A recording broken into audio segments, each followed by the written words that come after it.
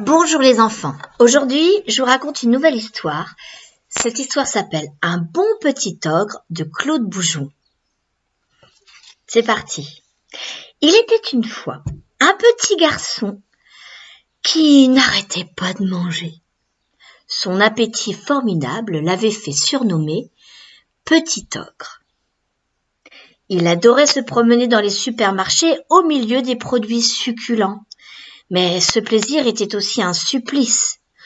Oh, comme c'est dommage, se disait Petit Ogre, l'eau à la bouche. Impossible de goûter à toutes ces bonnes choses. Je n'ai pas de sous pour les acheter et elles sont trop bien gardées. Rentré chez lui, Petit Ogre se précipitait sur tout ce qui n'était pas sous clé.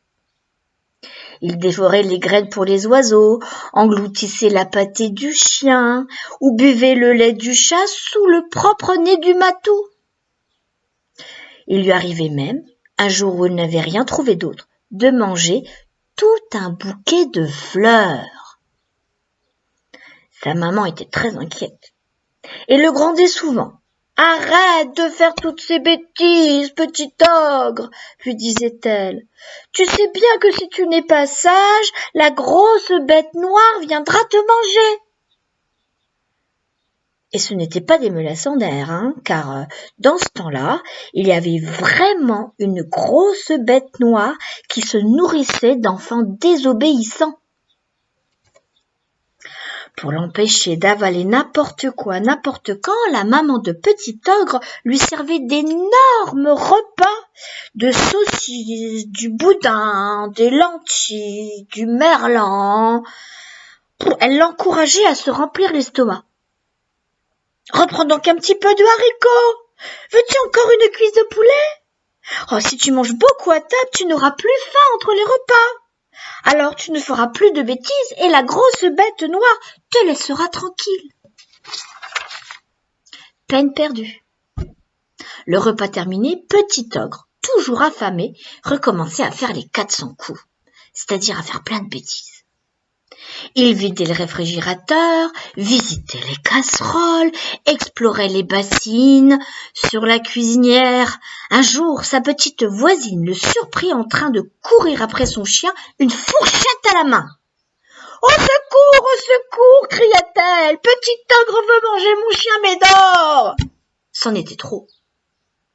La mère de Petit Ogre sut que la grosse bête noire allait venir.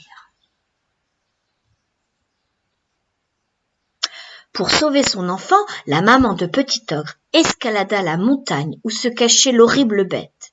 Elle s'approcha de plus en plus près et cria « Grosse bête noire, si un jour tu as connu la faim et que rien ne peut assouvir, tu dois comprendre Petit Ogre et lui pardonner. »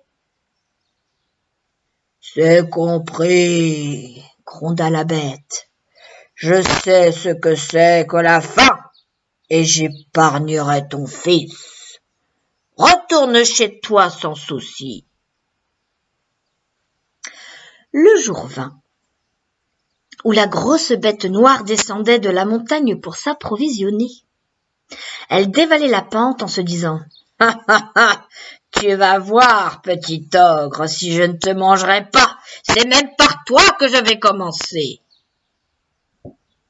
Elle fit irruption dans la maison de Petit Ogre. Il venait de terminer une toute petite sardine parce que c'est tout ce qu'il avait trouvé. La grosse bête se jeta sur lui.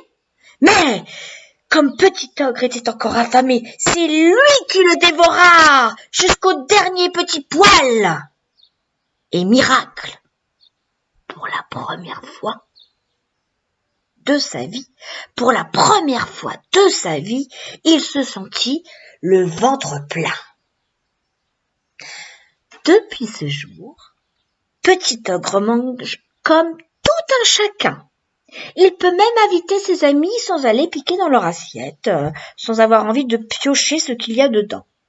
Mais surtout, plus personne n'a peur de la grosse bête noire. Il n'y en a plus. Par contre, il y a toujours des enfants désobéissants. Mais pas plus qu'avant. Et voilà, mon histoire est terminée. Je vous dis à très bientôt les enfants, je vous embrasse bien bien fort. Prenez soin de vous.